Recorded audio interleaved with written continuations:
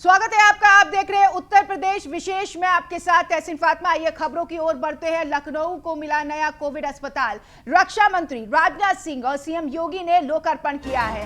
हज हाउस में बना 255 बेड का कोविड अस्पताल HAL और राज्य सरकार ने मिलकर अस्पताल को तैयार किया है। अस्पताल में निरंतर ऑक्सीजन सप्लाई व्यवस्था उपलब्ध रहेगी। लेवल 2 और लेवल 3 के संक्रमितों को बड़ी राहत मिली है। इस वक्त की अहम जानकारी आपके टीवी स्क्रीन पर हम दे रहे हैं। दरअसल यहां पर लखनऊ वासियों को एक बड़ी सौगात मिली है।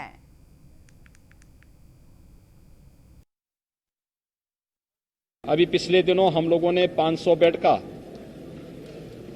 DRDO की मदद से एक हॉस्पिटल अवध शिल्प ग्राम में प्रारंभ किया था। कल ही वाराणसी में 750 बेड का एक hospital, Covid hospital, dedicated Covid hospital level 3 स्तर का कोविड हॉस्पिटल वाराणसी में प्रारंभ हुआ है और आज 255 बेड का डेडिकेटेड कोविड हॉस्पिटल HAL की मदद से लखनऊ में फिर से प्रारंभ हो रहा है।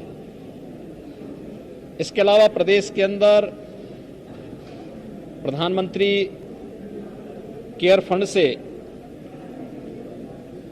ऑक्सीजन प्लांट हर जनपद में स्थापित हो, एक कार्रवाई फर्स्ट वेव के समय से प्रारंभ हो चुकी थी। युद्ध स्तर पर वे प्लांट लग रहे हैं। सेकेंड वेव आने के बाद इसमें और तीव्रता आई है। मित्रों, डिफेंस मिनिस्ट्री की हिंदुस्तान एरोनॉटिक्स लिमिटेड और उत्तर प्रदेश सरकार के सहयोग से यह 255 यह बेड्स का यह बनकर यह कोविड हॉस्पिटल यहाँ पर तैयार हुआ।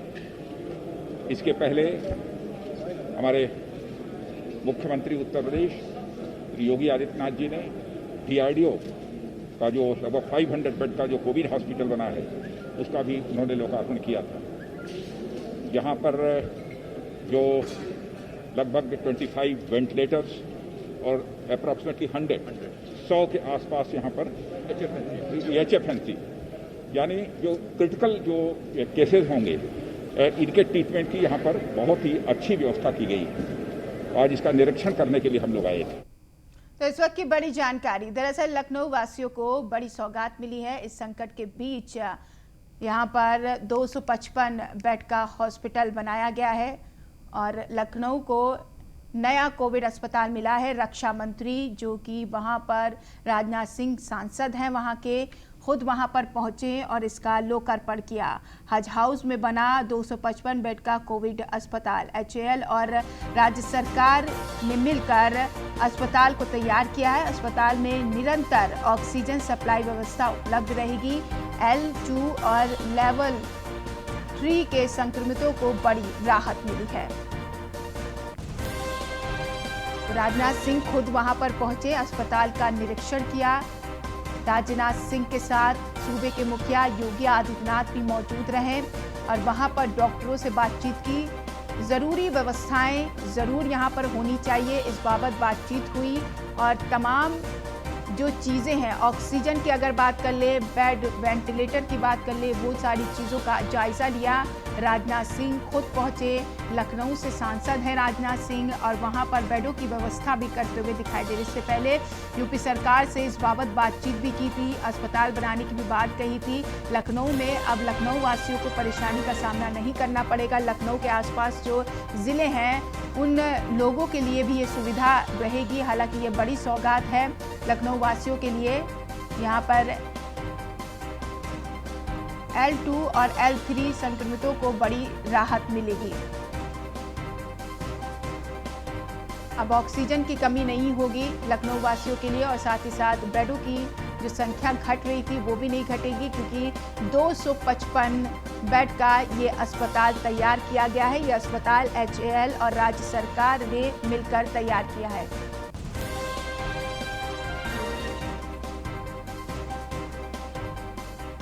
तो हज हाउस में बना 255 बेड का ये अस्पताल बहुत ज़्यादा सुविधाएं देगा और ऐसे में जो मरीज L2, L3 के थे उन्हें बहुत ज़्यादा सुविधाएं मिलेगी और इस अस्पताल के लोकार्पण से अब आज ही लोगों को समर्पित कर दिया जाएगा। नीलेश संवाददाता लाइव जुड़े इस खबर पर जानकारी के साथ। नीलेश, राजनाथ सिंह पहुंचे, वहां पर सीएम योगी आदित्यनाथ भी मौजूद रहे और इस अस्पताल का लोकार्पण कर दिया गया है।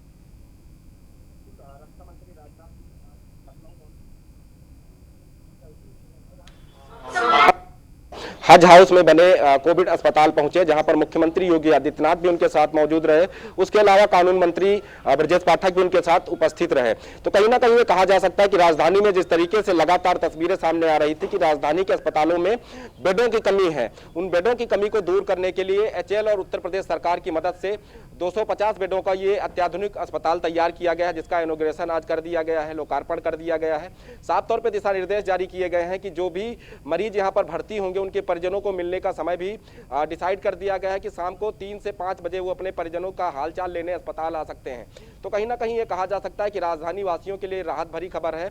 रक्षा मंत्री राजनाथ सिंह खुद वहां पर पहुंचे, उन्होंने निरीक्षण किया है।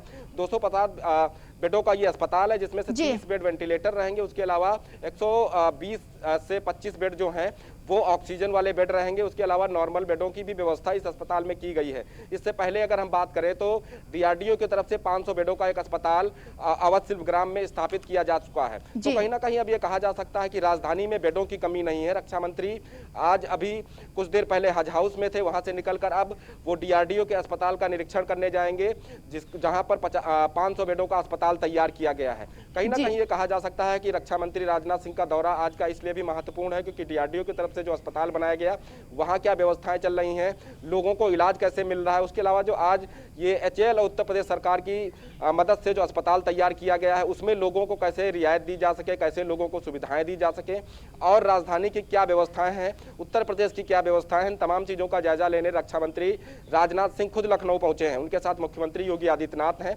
योगी आदित्यनाथ की अगर हम बात करें तो उत्तर प्रदेश में हाल फिलहाल क्या आज ही से एडमिशन मिलने लगेगा मरीजों को? जी देखिए, बिल्कुल आज से ही एडमिशन मरीजों को मिलना शुरू हो जाएगा। 3 बजे के बाद से ये प्रक्रिया शुरू होगी। जो जरूरतमंद लोग हैं जिनको वेंटिलेटर चाहिए उनको वेंटिलेटर की सुविधा HL की तरफ से और उत्तर प्रदेश सरकार की तरफ से जो हज हाउस में अस्पताल बनाया गया है उसमें मिलना शुरू हो जाएगी, जिससे कहीं ना कहीं ये कहा जा सकता है कि लोगों को काफ़ी राहत मिलने वाली है, राजधानी की जनता को राहत मिलने वाली है। वैसे अगर हम उत्तर प्रदेश सरकार की बात करें या मुख्यमंत्री योगी आदित्यनाथ की बात करें तो लगातार जो उत्तर प्रदेश के विभिन्न जनपदों से शिकायतें आ रही थी कि ऑक्सीजन की कमी है, उस ऑक्सीजन की कमी को पूरा करने के लिए मुख्यमंत्री योगी आदित्यनाथ ने 300 बिल्कुल ऑक्सीजन की कमी ना हो, बेडों की संख्या रहे और ये प्रयास राज्य सरकार का है और वो प्रयास पूरा होता हुआ दिखाई दे रहा है। नीलेश, बहुत शुक्रिया तमाम जानकारी के लिए। तो L2 और L3 के मरीजों के लिए बहुत ज्यादा राहत अब रहेगी। लखनऊ में जिस तरह से 500 बेड का DRDO की तरफ से आस्था हॉस्पिटल बनाया गया, अब हज हाउस में 255 बेड का हॉस्पिटल बनाया गया, जिससे आने वाले समय में काफी राहत मिल सकती है और ऐसे में कोरोना की रोकथाम के लिए भी काफी यहां पर सुविधाएं मिलेगी। इसी के साथ आगे बढ़ेंगे। कोरोना कर्फ्यू में शराब की दुकानें खोलने की इजाजत, कुछ जिलों में शराब की दुकानें खुली।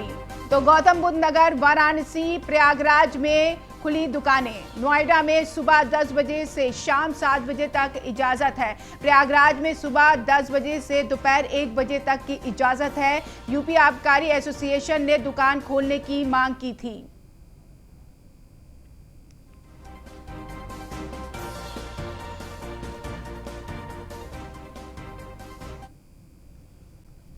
वही करीब 15-20 दिन हो गया।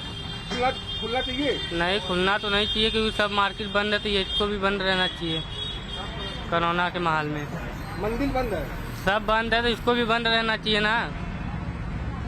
लेकिन आज से खुला है। आज से खुला है, ये गलत बात है, इसको भी बंद रहना चाहिए। वही करीब 15-20 दिन हो गए। नोएडा में भी शराब खरीदने के लिए लोग लंबी कतार में खड़े दिखाई दे रहे हैं। इस मौके पर नोएडा पुलिस नियमों का पालन कराने के लिए खुद मौजूद दिखी। लॉकडाउन के खुलने के बाद पूरी तरह से नोएडा के ठेकों पर कतार लग गई है। शराब लेने के लिए लोग जो है परेशान हैं। आप देखिए कितनी लंबी जो लाइन है वो लगी हुई है और किस तरीके से लोगों की भीड़ इस समय ठेके के बाहर जुटी हुई है। साफ तौर पर ये तस्वीरें जो दिख रही हैं वो न्यूज़ वन इंडिया पर आपको देखने को मिल रही हैं और किस तरीके से नोएडा के सेक्टर 58 जो मॉडल शॉप है इस पर पूरी तरह से शराब के खरीदने को लेकर लोगों की लाइन लगी हुई है। कुछ तस्वीरें आपको दिखाऊंगा।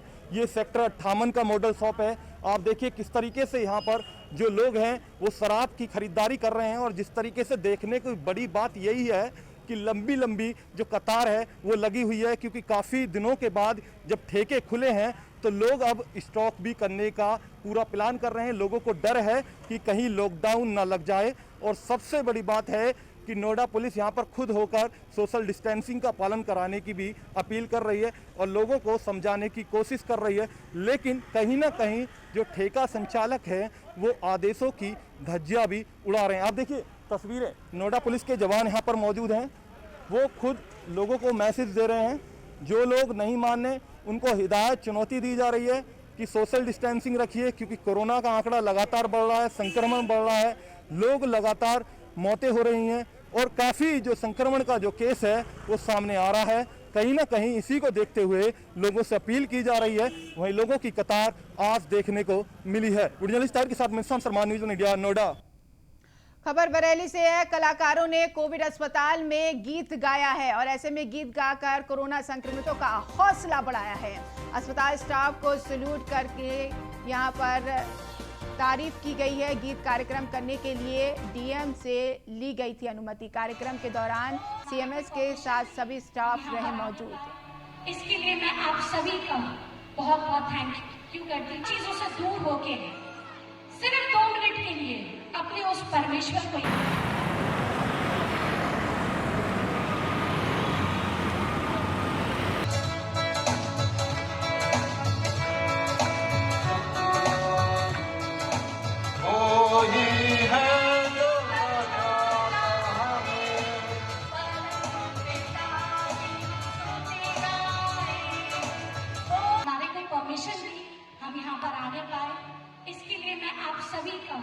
बहुत बहुत थैंक यू करती हूँ। चीजों से दूर होके सिर्फ 2 मिनट के लिए अब आपको ऐसी खबर दिखाते हैं जिसे सुनकर आपकी रूह कांप जाएगी। दरअसल कोरोना गाजियाबाद के एक परिवार पर कहर बनकर टूटा। कुछ ही दिनों में परिवार के 6 लोगों में से 4 लोगों की मौत हो चुकी है। अब परिवार में बस 2 छोटी बच्चियां बची हैं जिसकी उम्र सिर्फ 8 और 6 साल है। खबर है कि गाजियाबाद के दुर्गेश चौहान की बीते 27 अप्रैल को कोरोना से मौत हो चुकी थी। कुछ ही दिन बाद इलाज के दौरान उनकी पत्नी, पुत्र और पुत्र वधू की भी मौत हो गई। अब इस परिवार में सिर्फ 2 बच्चियां बची हैं। इस घटना से सोसाइटी में मातम पसरा हुआ है। वहीं अब बच्चियों को उनकी बुआ के घर भेज दिया गया।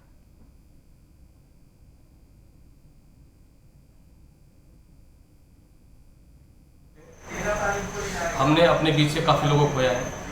इसी दौरान हमारी सोसाइटी में एक परिवार जिसमें 4 सदस्य और 2 बच्चे निवास करते थे। कोरोना महामारी के दौरान आज बच्चों के दादा दादी, माता पिता कोरोना की चपेट में शहीद हो गए। चलते बाराबंकी जिला अस्पताल में ट्रामा सेंटर में बनाया गया कोविड अस्पताल शुरू हो गया है। यहां कोरोना मरीजों को भर्ती करने की प्रक्रिया भी शुरू हो गई है। बता दें कि पहले चरण में यहां 30 बेड से उसकी शुरुआत की गई और यहां पर भर्ती होने वाले मरीजों को L2 और L3 जैसी सुविधाएं मिलेंगी। वहीं इसके लिए डॉक्टर्स की टीम और कर्मचारियों को भी तैनात कर दिया गया है और जल्द ही इस अस्पताल को 100 बेड तक विस्तार कर दिया जाएगा।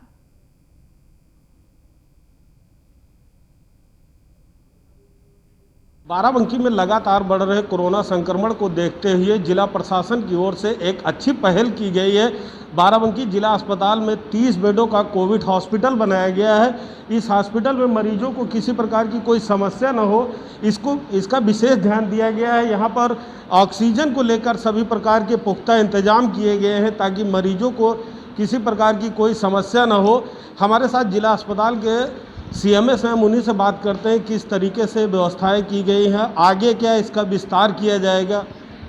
सर, किस तरीके से कोविड मरीजों को लेकर व्यवस्थाएं की गई हैं? ये वर्तमान स्थिति को देखते हुए और शासन की नीतियों के अनुरूप और जिलाधिकारी महोदय के विशेष प्रयासों से ये हम लोगों ने अपने जिला चिकित्सालय के इंडोर वार्ड को कोविड चिकित्सालय में L2 लेवल में बदला है। प्रारंभिक तौर पे हमने 30 बेड का जो है कोविड अस्पताल तत्काल शुरू कर दिया है और इसको शीघ्र ही इसको 100 बेड में कन्वर्ट कर दिया जाएगा, क्योंकि तैयारियां जो हैं जोरों शोरों पे हैं। और हाँ जी, लगातार कहीं ना कहीं स्वास्थ्य विभाग की कोविड मरीजों को लेकर किरकिरी होती रही है, तो ऐसे में चूंकि जिला अस्पताल को आप लोगों ने कोविड L2 L3 में तब्दील किया है, तो मरीजों को लेकर किस तरीके की व्यवस्थाएं रहेंगी ताकि किसी भी मरीज को कोई समस्या उत्पन्न न हो? देखिए, जो है स्वास्थ्य विभाग के जो जितने अस्पताल, जिला अस्पताल आदि कोविड में बदले हैं, उसके द्वारा बहुत अच्छा काम किया जा रहा है और वही प्रयास हमारा जिला चिकित्सालय बाराबंकी में, इसी विश्वास के साथ मैं आपको दिलाना चाहूँगा कि हम लोग बेहतर प्रयास करेंगे। तो ये कहीं ना कहीं बाराबंकी कोविड मरीजों के लिए काफ़ी राहत भरा है, क्योंकि यहाँ पे 30 मरीजों की व्यवस्थाएं की गई हैं। 30 बेड का कोविड हॉस्पिटल बनाया गया है जिसमें L2 L3 के मरीजों की भर्ती की जाएगी। वहीं जो बाराबंकी जिला अस्पताल के CMS हैं, इनका कहना है कि बहुत जल्द ही हम इस 30 बेड को 100 बेडों में तब्दील करेंगे, आगे भी इसका विस्तार करेंगे ताकि किसी प्रकार के बाराबंकी के कोविड मरीजों को समस्याएं न हो। बाराबंकी से न्यूज़ 1 इंडिया के लिए भोलानाथ। रायबरेली के डीएम वैभव श्रीवास्तव और पुलिस अधीक्षक अशोक कुमार के निर्देश पर बछरावा पुलिस ने कोरोना कर्फ्यू का अनुपालन कराया गया। तो थाना अध्यक्ष राकेश सिंह ने सुबह पुलिस टीम के साथ कस्बा सहित ग्रामीण क्षेत्रों में कोरोना कर्फ्यू के लिए लोगों को जागरूक किया गया। थाना प्रभारी राकेश सिंह ने बताया है कि कोरोना महामारी से बचने के लिए सभी को मास्क लगाना जरूरी है और बिना किसी काम के क्षेत्र में बाहर न निकले। उन्होंने कस्बे की दुकानों को बंद कराया और कस्बे की गलियों में जाकर लोगों को जागरूक किया और बेवजह बाहर घूम रहे लोगों को चेतावनी भी दी गई। 17 मई तक बढ़ गया है। सभी से निवेदन है कि आप लोग अपने घरों में रहें, घर से बाहर बहुत ही आवश्यक सूचना समस्त नगर एवं क्षेत्रवासियों को सूचित किया। लॉकडाउन 17 मई तक बढ़ गया है। सभी से निवेदन है कि आप लोग अपने घरों में रहें, घर से बाहर मास्क अवश्य लगाएं। बिना मास्क और अनावश्यक घूमते पकड़े जाने पर कठोर से कठोर कार्रवाई की जाए।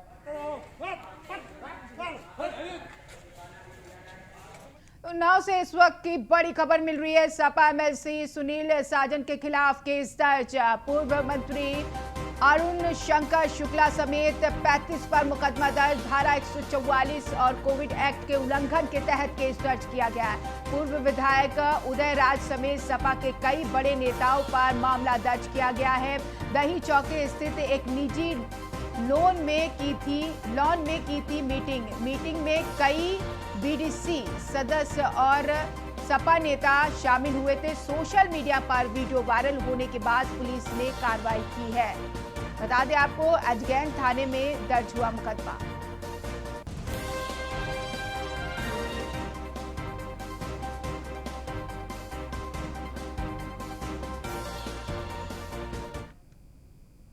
लखनऊ से खबर मिल रही है। दरअसल ठाकुरगंज के जल निगम रोड पर दबंगों ने दबंगई की है। जबरन घर में घुसकर महिला और बच्चों के साथ मारपीट की है। घर से सामान निकालकर सड़क पर फेंक दिया।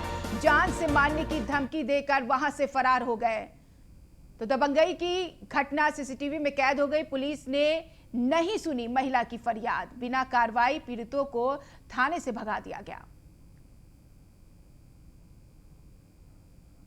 ये देखिए, ये तस्वीर आपके सामने स्पीड करके हम आपको तस्वीर दिखा रहे हैं जहां पर दबंगई देखी गई। दबंगों की मारपीट के बाद घर से सामान भी निकाल दिया गया।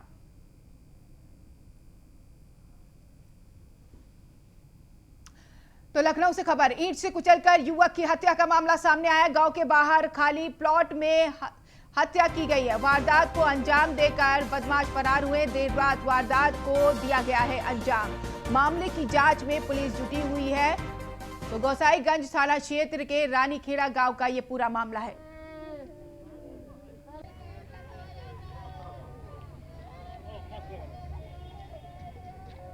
तो मामले की जांच में पुलिस जुटी हुई है। गोसाईगंज थाना क्षेत्र के रानीखेड़ा का पूरा मामला है। ईंट से कुचलकर युवक की हत्या करने का मामला सामने आया है। गांव के बाहर खाली प्लॉट में हत्या की गई है, ये जानकारी मिल रही है। वारदात को अंजाम देकर बदमाश फरार हो गए। देर रात वारदात को अंजाम दिया गया है। इस मामले में पुलिस अब जांच पड़ताल कर रही है।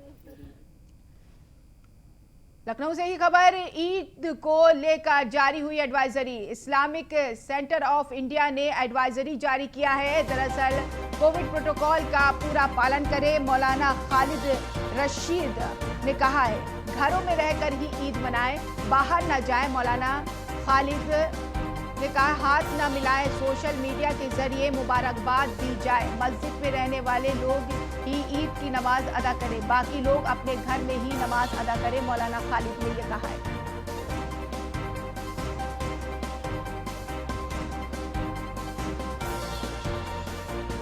में कई जगह लॉकडाउन है, कई जगह कर्फ्यू है और लिहाजा सभी से ये अपील है कि ईद भी एकदम सादगी से मनाई जाए। और इस सिलसिले में इस्लामिक सेंटर ऑफ इंडिया फिरंगी महल लखनऊ की जानिब से ईद उल फित्र के लिए एक एडवाइजरी जारी की गई है, जिसमें सभी से अपील की गई है कि कोविड प्रोटोकॉल का पूरा पास और लिहाज रखा जाए और घरों ही में रहें, घरों ही में ईद मनाएं, बाहर कहीं ना जाएं, किसी से ना हाथ मिलाएं ना गले मिलें, बल्कि मोबाइल और सोशल मीडिया के जरिए ही से एक दूसरे को मुबारकबाद दें। और जो लोग मस्जिद में रहते हैं वही 5 लोग मस्जिद में ईद उल फित्र की नमाज अदा करें, बाकी लोग अपने घरों में नमाज अदा करें। जिस घर में भी 4 हजरात या उससे ज्यादा हों वो बाजमात ईद उल फित्र की नमाज अदा करें और जहां 4 से कम हों वो लोग अलग अलग चाश्त की नमाज अदा करें और नमाज के बाद अल्लाह ताला से इस बीमारी के खात्मे के लिए दुआ करें। तो आपको बता दें कि एडवाइजरी जारी कर दी गई है और साथ ही साथ कहा है ईद को लेकर लोग ईद तो मनाएं लेकिन घर में रहकर ही ईद मनाएं। ईद को लेकर लखनऊ की तरफ से एडवाइजरी, लखनऊ की ये खबर है। इस्लामिक सेंटर ऑफ इंडिया ने एडवाइजरी जारी किया है और कहा है कि कोविड प्रोटोकॉल का पालन करें। मौलाना खालिद राशिद ने कहा है। तो न्यूज़ 1 इंडिया की भी अपील है कि ईद मनाए तो घर में सुरक्षित रहकर ईद मनाए, बाहर ना निकले बेवजह। और ऐसे में अगर बेवजह निकलते हैं तो बाहर आपके लिए ही मुश्किल है, तो ईद घर में ही रहकर मनाए। फिलहाल इस बुलेटिन में इतना ही। नमस्कार।